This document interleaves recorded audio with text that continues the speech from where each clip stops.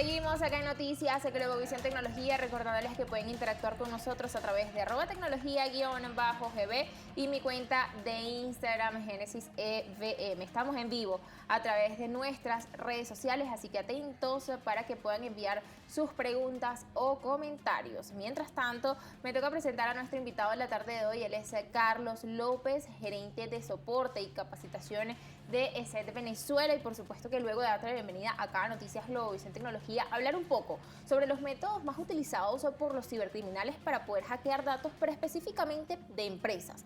¿Cómo es todo este proceso? Pero sí me gustaría que pudiéramos hablar de específicamente qué es ESET Venezuela. Bueno, Génesis, muchísimas gracias por la invitación. ESET es una empresa de origen eslovaco que tiene más de 30 años en el mercado del desarrollo de soluciones de ciberseguridad. Nos caracterizamos no solamente por la comercialización de productos, sino que también uno de los pilares fundamentales de ESET es la educación tanto al personal técnico como a los usuarios finales, ¿no? Esa capacitación en ciberseguridad, que no necesariamente es un estudio avanzado de la misma, sino bueno, simplemente saber cómo tratar los datos, la información de las organizaciones. Si hablamos un poco del robo de datos informáticos, ¿a qué nos referimos específicamente? Bueno, hoy en día, desde hace un buen tiempo para acá, sabemos que la información y los datos es el mayor activo de una empresa. Por lo tanto, entonces allí es donde está el mayor valor o el mayor incentivo para un ciberdelincuente al momento de atacar una empresa. ¿Okay?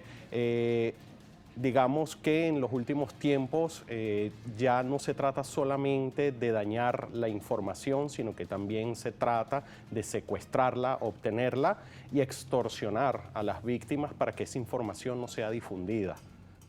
Creo que es importante esto que estás mencionando justamente porque dijiste un punto clave y es el robo o uso de datos empresariales. ¿Cómo se ha, digamos que desarrollado todo este proceso y cómo a medida que avanza la tecnología estamos más vulnerables ante los cibercriminales?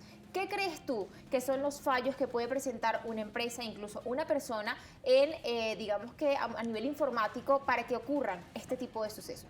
Bueno, como vemos que la tecnología va evolucionando, también los ciberdelincuentes van evolucionando y cada vez van, digámoslo en criollo, buscándole la vuelta a las nuevas tecnologías, nuevas metodologías. ¿Okay?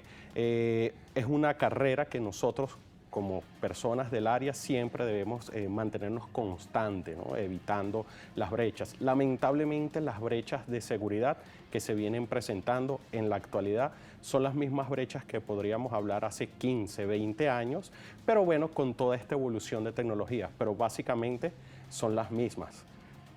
Si pudieras rescatar de pronto algunos errores frecuentes que puede cometer la gente, y hablamos de solo 3, ¿cuáles pudieras destacar? Bueno, primero que nada, no utilizar multifactores de autenticación o al contrario, utilizar factores simples de autenticación. ¿A qué me refiero con esto? Por ejemplo, usar solamente usuario y contraseña. No usar un 2FA, un doble factor de autenticación, un PIN, un token físico o un token lógico basado en software, por decir algunos. Mantener y no actualizar los equipos de comunicaciones, por ejemplo. No actualizar el firmware de equipos de comunicaciones, me refiero a routers, modems, también representan importantes brechas de seguridad. Y uno de los más clásicos y los más antiguos, utilizar, por ejemplo, contraseñas muy débiles, 123 ABC, por ese estilo. Creo que es importante porque cada uno de esos errores casi siempre los vemos en redes sociales y dicen, bueno, me hackearon los datos de la empresa. Ok, ¿tenías doble factor? No. Ah, bueno, ya ahí está la primera falla porque somos más vulnerables. Específicamente o corporativamente hablando, ¿qué tan frecuente es el robo de datos? Mira, nosotros acá en ESET Venezuela lo vemos casi a diario. Internacionalmente se ve incluso hasta muchísimo más, en un periodo de tiempo mucho más corto. ¿Qué pasa? No todos los robos de datos o robos de información tienen un impacto rimbombante en las noticias, porque no siempre se tratan de grandes corporaciones.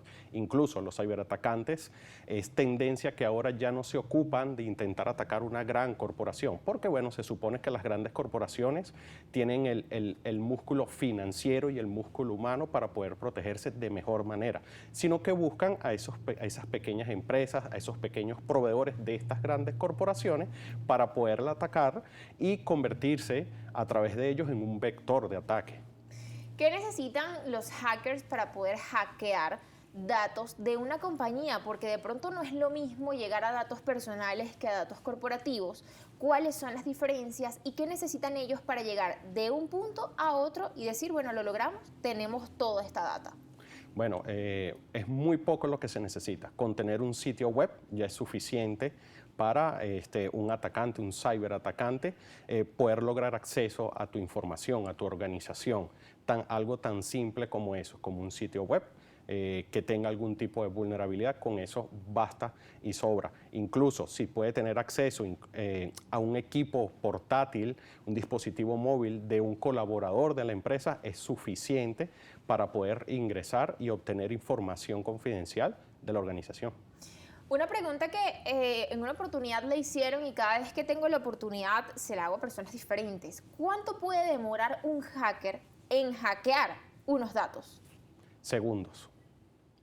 Por allí existen, incluso hay récords mundiales, digámoslo así, si vale el término, de en X lapso de tiempo, cualquier cantidad, estamos hablando de 700, 800 sitios web, hablando de sitios web, ¿no?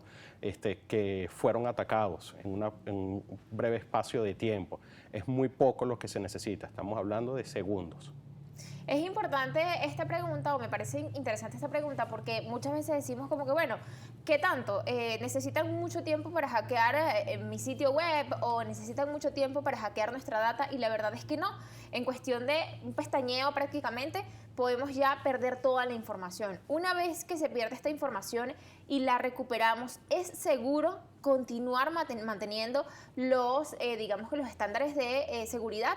O lo ideal es cambiarlo, es decir, cambiamos contraseñas, cambiamos de pronto incluso la empresa que me está suministrando la seguridad. ¿Cuáles son las recomendaciones que pueden brindar? Bueno, lo primero es que cuando tenemos una brecha debería ser reportada. ¿Por qué? Porque eso nos permite a nosotros, digo a nosotros como organizaciones, sea cual sea, poder evaluar qué fue lo que ocurrió y por supuesto remediar para que no vuelva a ocurrir. Ahora, una vez que hay una brecha, es muy difícil tener la certeza de que la información no fue filtrada, no fue entregada, simplemente tuvimos una brecha. La gran mayoría de las veces no sabemos siquiera qué se hizo con esa información. Entonces, podríamos partir del punto de que si tenemos una brecha y la conocimos, entonces, bueno, sabemos que nuestra información va a estar por allí en la Deep Web, va a estar rodando por ahí. Lo importante es que podamos corregir para que no vuelva a ocurrir. Es momento de hacer una pausa, no sin antes recordarles que pueden interactuar con nosotros a través de @tecnología_gb. Estamos en vivo a través de mi cuenta Génesis EVM. Si tienen alguna pregunta, sugerencia o comentario, los invitamos a que vayan al live y nos las dejen por ahí. Acá está nuestro invitado Carlos López, el gerente comercial o de soporte y capacitación de SET Venezuela. Así que en la próxima parte continuaremos conversando sobre todo este tema del hackeo o robo de datos en Internet, específicamente para las empresas. Hacemos una pausa, ya venimos.